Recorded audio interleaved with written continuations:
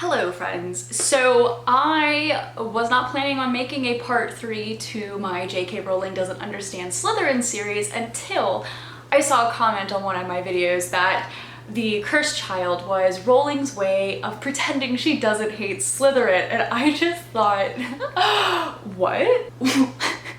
What? No. No. So here I am making part 3 because I once again have very strong feelings about this situation.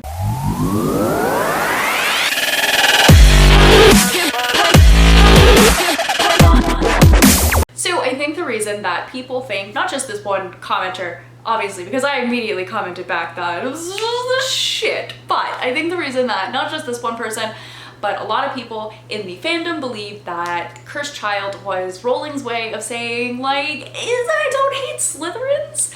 What? What? Me? No. No. They're fine. Is because, obviously, Albus and Scorpius are Slytherins. And you may be thinking to yourself, Brooklyn, you should love that Rowling came up with 2 Slytherin protagonists. And do you know what I would say to that? No, just But instead of just raging about it, I'm gonna tell you exactly why I think that this is just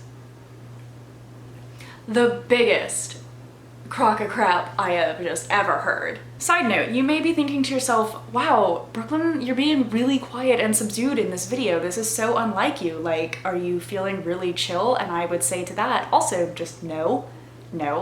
The reason I'm being quiet is because it's 11 at night and my room is right next to my grandma's room, and A, if she's awake, I don't want her to think that I'm some lunatic talking to myself in my bedroom and yelling about wizards, and B, if she's asleep, I'm trying to be moderately considerate, but since I am just like yay far away from raging out about my frustrations over this entire stupid excuse for a canonical play, I just trying to hold it in.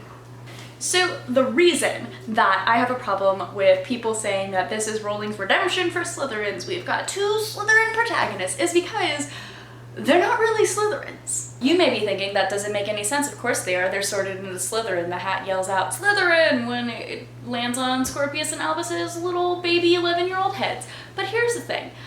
Can anybody name a Slytherin trait that either of these 2 characters show? No, you can't, because they don't exist. So that being said, Rowling wrote a play specifically meant to have Slytherin protagonists, and Harry's son is sorted into Slytherin, so it's like, it's okay, Slytherin house like got a great, young wizard. But like, why were they sorted into Slytherin? Because like, neither of them come across as particularly cunning, ambitious. I'll give them moderately resourceful, but considering the Golden Trio was also moderately resourceful, I feel like, that's just like common sense. So here's my problem, is here we are presented with a story that is supposed to uplift the Slytherin section of the fandom and say, you guys are not Death Eaters like everybody claims you are, and you're not evil because a hat put you in a snake house and makes you wear green. You are equal, and you're just as good, and you're just as valuable to the world. But the problem with that is you didn't give us Slytherins who actually embody those values that the house is known for. You gave us these like twerpy hybrid griffin puffs that you just put in Slytherin uniforms, cause like, really, what? No, they're outwardly emotional? God, I've been in quarantine for too long, I have forgotten how to speak, sorry. They're outwardly emotional, they're demonstrative about their feelings. Albus broods, which I will give you, brooding is a Slytherin tendency, but still Albus broods openly about how he feels he's in his dad's shadow, and Scorpius is a bit brought down by that whole rumor about him being the son of Voldemort.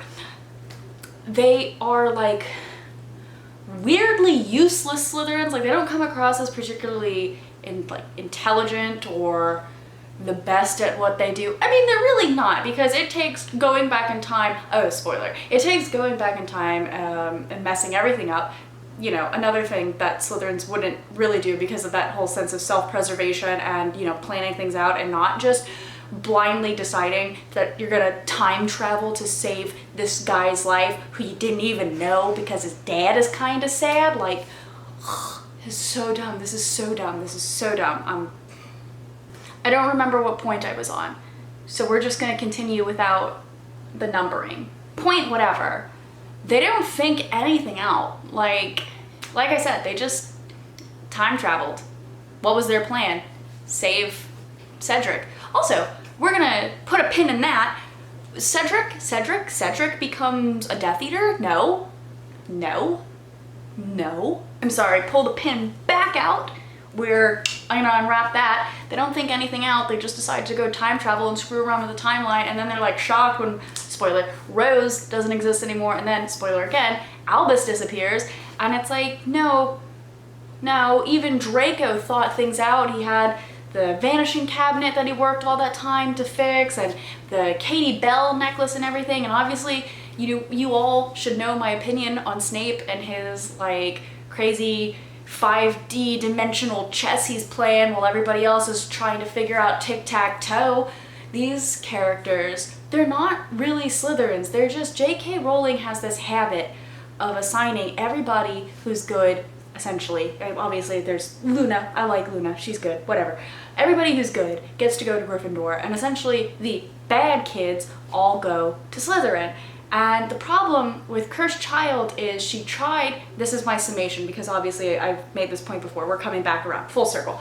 She tried to give us these Slytherin protagonists, but much the way that Hermione was very much a Ravenclaw at heart and Ron was very much a Hufflepuff, Scorpius and Albus aren't really Slytherins. They don't really display any qualities that would put them in that house. They are essentially, Scorpius is in that house because he's a Malfoy. That's what I got out of all of this. And Albus is in that house for shock value. If nothing else, that's the whole, it's just shock value because he doesn't belong there. And it's like insulting. It's insulting to the fandom. It's insulting to people from every house, I think, who could agree that this is just stupid, but it's really insulting to people who, from a young age, reading the Harry Potter books, identified as Slytherins because they had those qualities and they saw them as good, because there's nothing wrong with being ambitious or resourceful. Quarantine, it's killing my brain. There's nothing wrong with being resourceful, ambitious, wanting to do well and be the best at something, being cunning. I mean, obviously, I don't know about other countries. People in America usually connotate being cunning to being like wily like a fox, like you're thinking ahead, you're kind of dangerous, but there's nothing wrong with that because in most jobs, you're rewarded for thinking ahead and outsmarting your opponent, and there's nothing really wrong with any of those qualities. So, in summary, sorry, this is starting to sound like one of my high school essays. So, in summary, this was crap. I realize maybe you want more than this was crap, but I got nothing. This was just not good, and I'm upset, and I hadn't planned on doing part 3 of this video, but you know what? Sometimes my snake rage just abounds, and I need to talk about it, and I'm stuck on this island. I don't know, have you noticed? This is a sunburn. I tried to get color, and the color I got was red. So I'm stuck on this island, and I just cannot help but think, anyway, I've essentially read through the books that I brought with me to Florida. I'm rewatching House because there's not really much left to do. They've closed down the beaches, all the restaurants are closed. I'm in my parents' house in Florida with my parents, the dogs, and my grandma, so I don't have any of my friends here, so I can't even like be in self-quarantine with my friends and hang out and play games or anything. So I'm going a little crazy. Please do not judge this. Don't judge any of what's happening here. But if you liked this video and you'd like to see more Slither-friendly content or just updates, I wrote this book that is coming out in 2020. Hopefully the whole coronavirus pandemic doesn't affect its release date, but the book's coming out soon. I talk about writing sometimes. I like to talk about movies sometimes. Whatever, I like to shoot the shit with people in front of a camera, and I usually respond to almost every single comment that people leave on my videos because I feel like this is like its own social media platform and I want to interact with the people who are watching these videos and make it more like a discussion. So if you liked what I said, or you disagreed, or you just want to fight the J.K. Rowling power and really stick it to the woman, go ahead and like this video, subscribe, definitely subscribe, please subscribe. But like this video, comment, let's chat. Let's chat about just anything at this point. Please save me from this desolate island. I hate this isolation thing. All right, well, thanks guys. Thanks for watching. Stay safe, stay healthy, stay 6 feet apart from anybody else, and don't have gatherings over 10 people. And hopefully things will start going back to normal soon. Bye guys.